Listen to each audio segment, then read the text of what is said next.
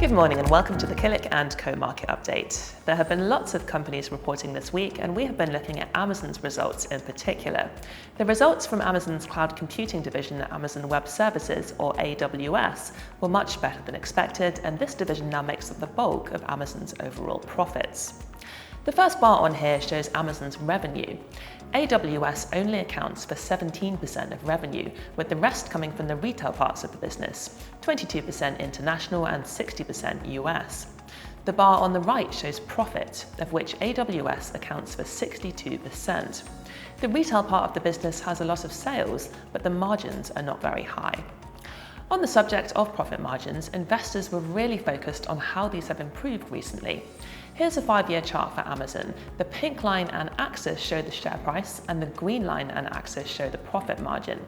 That black dashed line down the middle is when Jeff Bezos stepped down as CEO and was replaced by Andy Jassy.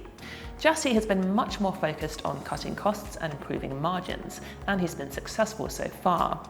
The gross margin was just under 41% in 2021, and it's now close to 48%. The share price has climbed as margins have improved, and it's now close to a record high. Several companies that reported this week made the comment that although inflation has declined, there is still clear evidence that lower-income consumers appear to be struggling. The CEO of McDonald's, for instance, said that consumers continue to be even more discriminating with every dollar that they spend, as they faced elevated prices in their day-to-day spending. On this chart here, we're comparing the McDonald's share price in the pink to the S&P 500 in the green over 3 years. The S&P 500 dropped heavily in 2022 as inflation and interest rates rose.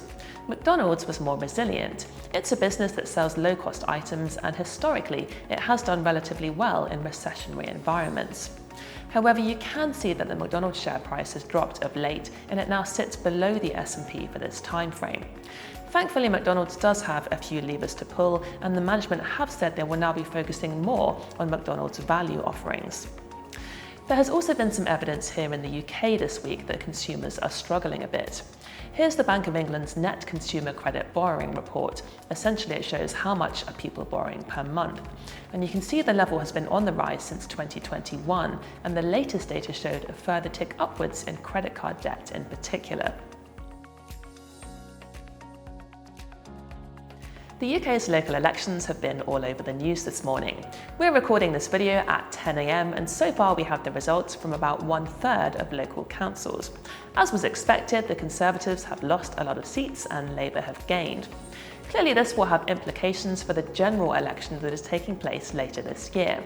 We've had a look at the gambling odds for the general election this morning, and they are implying there is a 90% chance of a Labour victory.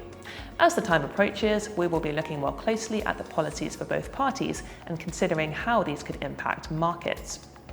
Moving on to have a look at next week, it's looking a bit quieter on the calendar as we approach the end of reporting season, but we are expecting results out from BP, Disney and Costco. That's it from us. Have a great weekend, and we'll see you next Friday.